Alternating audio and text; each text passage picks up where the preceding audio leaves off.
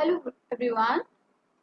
हमने accounts fundamental start किए थे, तो कुछ बेसिक टर्म्स है जो हम लोग ऑलरेडी डिस्कस कर चुके हैं। अब कुछ और बेसिक टर्म्स हैं जिसको हम आज की क्लास में डिस्कस करेंगे। तो आज की हमारी जो टर्म है वो है लायबिलिटी। लायबिलिटीज क्या होती है? अगर आपने लास्ट क्लास मेरी देखी हो तो उस दिन हमने एसेट्स डिस्कस किए थे। तो मैंने आपको बोला था कि एसेट्स के लिए आपको कुछ अभी ज्यादा याद रखने की जरूरत नहीं है, बिकॉज अभी आप सिर्फ +1 में हो। ठीक है, तो अभी आपने अकाउंट्स अभी सीखना स्टार्ट ही किया है। तो एसेट्स के लिए आपने सिर्फ एक चीज याद रखनी कि एसेट्स क्या है। एसेट्स है मेरी प्रॉपर्टी, राइट। तो लायबिलिटीज क्या है, उसका ऑपोजिट। जैसे राइट और रॉन्ग, ये दोनों क्या है, ऑपोजिट। ठीक है, यस और नो, ये दोनों क्या है, ऑपोजिट। ऐसे ही एसेट और लायबिलिटीज ये दोनों क्या होते हैं, बिल्कुल ऑपोजिट होते हैं। अगर एसेट्स मेरी प्रॉपर्टीज है जो मुझे खुशी देती है, किसी भी पर्सन की प्रॉपर्टी है उसको क्या देगी, खुशी देगी। प्रॉपर्टी देके हर किसी को अच्छा लगता है। ऐसे लायबिलिटीज का मतलब होता है बर्डन। लायबिलिटीज के लिए आपने क्या याद रखना है, एक वर्ड, बर्डन। या कोई भी ऐसी चीज जो मुझे टेंशन दे, उसको मैं क्या बोलूंगी अकाउंट्स की लैंग्वेज में, लायबिलिटीज बोलूंगी। ठीक है, इसको करने से पहले हम एक छोटी सी एग्जांपल लेते हैं। अभी आपको पता है कि आजकल के टाइम में कोई भी बिजनेस इतना सेल्फ सफिशिएंट नहीं है कि वो अपनी जो नीड्स हैं वो अपने रिसोर्सेज से पूरा कर सके। मतलब अगर किसी ने छोटा सा बिजनेस भी स्टार्ट किया है ना, तो उसके पास इतने पैसे नहीं होंगे कि वो अपनी बिजनेस का सारे एक्सपेंसेस हैं वो खुद बेयर कर सके। तो थोड़ी बहुत उसकी सेविंग्स होगी एंड थोड़ा बहुत क्या करना पड़ेगा उसको, दूसरों से उधार लेना पड़ेगा, राइट। ठीक है, अब मान लो कोई एक पर्सन है मिस्टर राम। तो राम ने क्या किया, उसने एक स्टेशनरी की शॉप खोली थी। तो उसने 5 लाख थे वो अपनी सेविंग में से यूज किए। ठीक है, बट उसको था कि मुझे 1 लाख और चाहिए। तो उसने 1 लाख ना किसी से उधार ले लिए। उसने अपने फ्रेंड से उधार लिए एंड उसको बोला कि मैं तुझे इंटरेस्ट के साथ ना 2 साल के बाद वापस कर दूंगा। ठीक है, अब जो 5 चला गया उसने अपनी सेविंग में से यूज किया। उसकी तो उसको टेंशन ही नहीं है, उसका अपना पैसा है। उसने अपने बैंक में से निकाल के अपने बिजनेस में लगा लिया। ठीक है, पर जो 1 लाख उसने अपने फ्रेंड से लिया है, वो क्या उसको टेंशन देता रहेगा जब तक वो वापस नहीं करता। तो उसको होता रहेगा ना कि हाँ मैंने अपने फ्रेंड से 1 लाख लिया है जिसको मैंने वापस करना है। तो वो जो 1 लाख है, जब तक राम अपने फ्रेंड को पे नहीं करता, उसको हम क्या बोलेंगे, उसकी लायबिलिटी बोलेंगे। उसका क्या बोलेंगे, एक बर्डन। बिकॉज ये चीज क्या उसको टेंशन देगी कि हाँ मैंने अपने फ्रेंड का 1 लाख देना है। ठीक है, तो लायबिलिटीज का मतलब होता है, लायबिलिटीज का मतलब हम उन उधार को बोलते हैं जो हमने किसी को पे करने हैं फ्यूचर में। ठीक है, जैसे अभी एग्जांपल ली थी हमने राम की, कि राम ने 1 लाख उधार लिया। तो जब तक वो 1 लाख नहीं देगा तो 1 लाख उसकी क्या बनेगी, लायबिलिटी बनी रहेगी। अगर वो 1 लाख रुपये अपने फ्रेंड को वापस कर देता है तो उसकी टेंशन खत्म, उसका बर्डन खत्म, तो उसकी लायबिलिटी भी खत्म हो जाएगी। तो लायबिलिटीज क्या है, liabilities are debts that a business has to pay after some time in the future. Liabilities are debts. Debts का मतलब क्या होता है, डेट्स का मतलब होता है उधार। ठीक है, उसमें बी साइलेंट है। डेट्स मतलब उधार। लायबिलिटीज हम किसको बोलते हैं, उन उधार को बोलते हैं जो बिजनेस ने लिए हैं और उसको फ्यूचर में क्या करना, उसको वापस करने पड़ेंगे। तो जब तक बिजनेस उस उधार को वापस नहीं करता उसको हम क्या बोलेंगे, लायबिलिटी बोलेंगे। मैं रिपीट कर रही हूँ दोबारा, liabilities are debts that a business has to pay after some time in the future। अब जो liabilities है वो दो तरह की, एक होती है करंट लायबिलिटी, एक होती है नॉन करंट लायबिलिटी। सबसे पहले है करंट लायबिलिटी। करंट लायबिलिटीज क्या है, लायबिलिटीज मतलब उधार या बर्डन या टेंशन। करंट क्या है, करंट उस चीज को बोलते हैं जो शॉर्ट टर्म के लिए हो, जो थोड़े टाइम के लिए हो। और अकाउंट्स में थोड़े टाइम का मतलब क्या होता है, 1 साल। लायबिलिटीज मतलब उधार, करंट मतलब जो थोड़े टाइम के लिए हो एंड वो कितना होता है, 1 साल। तो इसका मतलब क्या हुआ, करंट लायबिलिटीज उसको बोलेंगे जो उधार हमने 1 साल तक के लिए लिए हो, उसको हम क्या बोलेंगे, करंट लायबिलिटी। करंट मतलब विद इन 1 ईयर, लायबिलिटीज मतलब उधार। तो यही से इसका मीनिंग क्लियर हो गया। Current liabilities are those debt that are payable within a period of 1 year. अगर आपने कोई उधार लिया है किसी से एंड उसको रीपे करने के लिए आपके पास 1 साल तक का टाइम, आपको 1 साल के अंदर अंदर उसको वापस करना है। तो उस उधार को हम क्या बोलेंगे, करंट लायबिलिटी बोलेंगे। अब इसके दो एग्जांपल हैं यहाँ पे लिखी हुई, क्रेडिटर्स एंड बिल्स पेबल। सबसे पहले क्या लिखा हमने, क्रेडिटर्स लिखा है। क्रेडिटर्स कौन होंगे बेटा, क्रेडिटर्स उन लोगों को बोला जाता है जिसको अपने पैसे वापस करने हो, ठीक है, उसको क्या बोलते हैं हम, क्रेडिटर्स बोलते हैं। ठीक है, इसको एग्जांपल लेके समझते हैं कि मान लो आप ना किसी अपनी सिटी की एक अच्छी सी शॉप पे गए, यहाँ से आपको शर्ट्स लेनी थी, तो वो जो मतलब जिस भी आप शॉप पे जा रहे हो ना, वो आपके पापा के बहुत ही अच्छे फ्रेंड। आपने शॉपिंग की, अपना बिल वगैरह बनाया, एंड आपका बिल बना 5000। ठीक है, बट क्या था कि आप सोच के आए थे कि मेरी 3000 तक शॉपिंग हो जाएगी। ठीक है, वो आपके पापा के फ्रेंड थे, तो उसने बोला कोई बात नहीं बेटा, आप 3000 दे जाओ, बाकी 2000 है वो मैं बाद में ले लूंगा आपसे। ठीक है, या मैं आपके पापा से ले लूंगा, मैं जानता हूँ आपको। ठीक है, अब 2000 है, आपने कब वापस करने, बाद में वापस करने। ठीक है, तो वो जो पर्सन है, उस पर्सन को हम क्या बोलेंगे, उस पर्सन, वो जो पर्सन है जो आपके पापा के फ्रेंड है, वो आपके लिए क्या बन जाएंगे, क्रेडिटर बन जाएंगे। जब तक आप उनको 2000 में वापस नहीं करोगे, तब तक आपके फ्रेंड के पापा आपके लिए क्या रहेंगे, क्रेडिटर। तो क्रेडिटर हम किसको बोलते हैं, क्रेडिटर उन लोगों को बोला जाता है जिसको आपने पैसे वापस करने हो। एंड ये क्या होती है, करंट लायबिलिटी।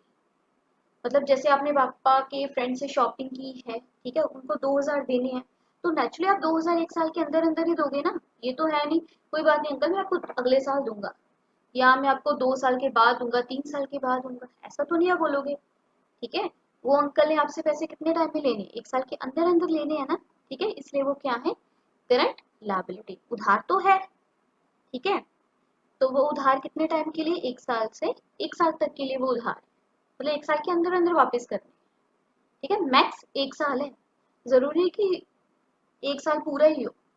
अगर आप हो सकता है आप अपने पापा के फ्रेंड को कल ही पैसे वापस कर दो। ठीक है, तो मैक्सिमम कितना टाइम मिलता है, एक साल मिलता है। एंड जो पापा के आपके फ्रेंड है, वो क्या बन जाएंगे आपके लिए, क्रेडिटर बन जाएंगे, जब तक आप उनको 2000 वापस नहीं करोगे। ठीक है, तो वो पर्सन क्या है, आपके क्रेडिटर। एंड नेक्स्ट क्या लिखा है, बिल्स पेबल। बिल्स पेबल वैसे तो बड़ी बड़ी टर्म है, ठीक है, तो यहाँ पे हम उसको डिस्कस नहीं करेंगे। ये आपके अकाउंट्स में आगे चैप्टर्स हैं जिसमें आप इसका मीनिंग अच्छे से पढ़ पाओगे। ठीक है, बिल्स पेबल। पेबल का मतलब क्या होता है, पेबल का मतलब होता है देने वाले। दो टर्म्स होती हैं, एक होते हैं पेड, एक होती है पेबल, दोनों में बड़ा डिफरेंस है। पेड मतलब दे दिया, पेबल मतलब देने वाला, बिल्स पेबल। तो वो वाले बिल्स जिसके पैसे आपको देने हैं, बाद में देने हैं, ठीक है, तो उसको क्या बोलेंगे हम, बिल्स पेबल बोलेंगे। और ये भी क्या होते हैं, current liability, because in bills के पैसे आपको कितने टाइम में वापस करने होते हैं, एक साल तक के टाइम में वापस करने। नेक्स्ट है non current liabilities. Liabilities again उधार, नॉन करंट। करंट मतलब जो एक साल तक के लिए हो, नॉन करंट मतलब जो एक साल से ज्यादा के लिए। ठीक है, तो अगर आपने किसी से उधार लिया है जिसको आपने एक साल के बाद वापस करना है, 5 साल, 10 साल, 2 साल, 3 साल, ठीक है, तो वो वाले उधार क्या होंगे आपके, non current liability. Non current liabilities are those debts that are payable after period of 1 year. Non current liabilities क्या है, उन उधार को बोला जाता है जिसको वापस करने के लिए आपके पास एक साल से ज्यादा का टाइम है। जैसे आप बैंक से लोन लेते हो, तो जो बैंक से लोन है वो ज्यादा टाइम के लिए लिया जाता है, 3 साल, 5 साल, 7 साल, ऐसे टाइम के लिए लिया जाता है। ठीक है, तो वो क्या है आपकी नॉन करंट लायबिलिटी। ठीक है, सिंपल याद रखना, लायबिलिटीज मतलब उधार, बर्डन। अगर वो उधार आपको एक साल के बीच में पे करना है तो वो करंट है। अगर आपको उसको दो एक साल के बाद भी आप उसको वापस कर सकते हो तो वो क्या है, नॉन करंट लायबिलिटी। उसकी एग्जाम्पल सिर्फ एक ही है, बैंक लोन।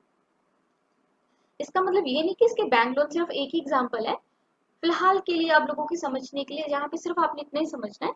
ठीक है, क्या लिखना है नॉन करंट लायबिलिटीज की एग्जाम्पल में, बैंक लोन। नेक्स्ट टर्म है स्टॉक। एक बड़ी बेसिक सी टर्म है स्टॉक। स्टॉक वर्ड सबने सुना होता है, शॉपिंग के लिए जाते हो, कोई चीज आपको पसंद की चाहिए हो, वो ना मिले उस दुकान पे, तो दुकानदार क्या बोलता है, सर स्टॉक खत्म हो गया, प्लीज कल आइएगा, या मेरा स्टॉक नेक्स्ट मंथ आने वाला है, या इस चीज का स्टॉक आपको नेक्स्ट वीक से मिलना स्टार्ट हो जाएगा। ठीक है, तो सिंपल सा वर्ड है जो सब लोगों ने सुना होता है। तो स्टॉक क्या है? The goods available with the business for sale on a particular date are known as stock. ठीक है, किसी भी बिजनेसमैन के पास कस्टमर को देने के लिए जितनी भी गुड्स अवेलेबल होती हैं उस टाइम पर, उसको क्या बोलते हैं हम लोग? स्टॉक बोलते हैं। ठीक है, मान लो आप किसी दुकान पे गए, आपको शर्ट्स लेनी है एंड उस दुकान में 30 शर्ट्स पड़ी है, तो उस दुकानदार का शर्ट्स का स्टॉक कितना है? 30 का। ठीक है, वहां पे 20 जीन्स पड़ी है, तो वहां पे जीन्स का स्टॉक कितना हुआ? 20 का। ठीक है, तो स्टॉक का मतलब क्या होता है? किसी भी बिजनेसमैन के पास कस्टमर को देने के लिए कितनी गुड्स अवेलेबल हैं, उसको क्या बोलेंगे? स्टॉक बोलेंगे। अब जो स्टॉक है वो दो तरह का है, एक है ओपनिंग, एक है closing. Opening and closing stock, ये क्या होता है बेटा? ओपनिंग एंड क्लोजिंग स्टॉक में वैसे कोई डिफरेंस नहीं। ठीक है, ओपनिंग, वैसे अगर हम बोले कि ओपनिंग, ओपनिंग से हम क्या समझते हैं? मतलब स्टार्टिंग। क्लोजिंग, क्लोजिंग से हम लोग क्या समझते हैं?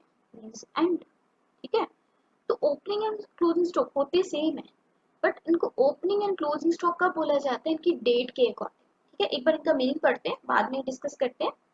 Opening stock means the value of goods lying unsold at the beginning of the year। अच्छा, अगर मैं पूछूं कि आप लोग अपना न्यू ईयर कब सेलिब्रेट करते हो, तो आप लोग बोलोगे मैम 1 जैन। आपको नहीं पता क्या 1 जैन को नया साल स्टार्ट हो जाता है? ठीक है, अच्छा अगर मैं बोलूँ कि किसी भी साल का एंड कब होता है, तो आप बोलोगे 31 दिसंबर। यही है। ठीक है, बट बिजनेसमैन के लिए ये चीजें बड़ी डिफरेंट। एक बिजनेसमैन के लिए जो नया साल है वो स्टार्ट होता है 1 अप्रैल को, एंड उसके साल का एंड कब होता है? 31 मार्च को। मैं रिपीट करी दोबारा, किसी भी बिजनेसमैन के लिए न्यू ईयर कब होता है? 1 अप्रैल को, एंड उसके ईयर का एंड कब होता है? 31 मार्च को। ठीक है, तो किसी भी बिजनेसमैन के पास 1 अप्रैल को जितनी भी गुड्स पड़ी होंगी उसके बिजनेस प्लेस पे, उसको बोला जाएगा ओपनिंग स्टॉक बोला जाएगा। ठीक है, एंड किसी भी बिजनेसमैन के पास 31 मार्च मींस ईयर एंड को जितनी भी गुड्स पड़ी होंगी कस्टमर को देने के लिए, उसको क्या बोला जाएगा? क्लोजिंग स्टॉक बोला जाएगा। ओपनिंग एंड क्लोजिंग स्टॉक क्या है? ओपनिंग स्टॉक का मतलब 1 अप्रैल को जितनी भी गुड्स अवेलेबल हो कस्टमर को ऑफर करने के लिए, वो ओपनिंग स्टॉक है। एंड क्लोजिंग स्टॉक का मतलब है 31 मार्च को जितनी भी गुड्स अवेलेबल हो कस्टमर को सेल करने के लिए, उसको क्या बोलेंगे हम लोग? Closing stock. आई होप आपको यहाँ तक समझ आ गया होगा। तो आज के लेक्चर में हमने दो टर्म्स डिस्कस की हैं, एक की हमने लायबिलिटीज एंड सेकंड की हमने स्टॉक। फटाफट इसका करते हैं रिवाइज। लायबिलिटीज, लायबिलिटीज का मतलब क्या होता है? उधार, बर्डन। लायबिलिटीज कितनी टाइप की है? 2, current liability and non current liability. Current liability वो वाले उधार जो एक साल तक के लिए लिए हो उसको बोला जाता है current liability. Non current liability जो उधार 1 साल से ज्यादा टाइम के लिए लिए हैं उसको क्या बोला जाएगा? Non current liability. उसके बाद हमें नेक्स्ट हम डिस्कस की है स्टॉक। स्टॉक मतलब किसी भी बिजनेसमैन के पास कस्टमर को देने के लिए जितनी गुड्स अवेलेबल हो उसको क्या बोलेंगे? स्टॉक बोलेंगे। तो स्टॉक दो तरह का होगा, opening and closing. Opening stock 1 अप्रैल को जितनी गुड्स पड़ी हो ओपनिंग स्टॉक है। क्लोजिंग स्टॉक 31 मार्च को जितनी गुड्स अवेलेबल हो बिजनेसमैन के पास उसको क्या बोलेंगे? Closing stock. आई होप आपको ये दोनों टर्म्स क्लियर होंगी। अब हम नेक्स्ट लेक्चर में बाकी की जो टर्म्स हैं उसको डिस्कस करेंगे। तब तक के लिए गुड बाय।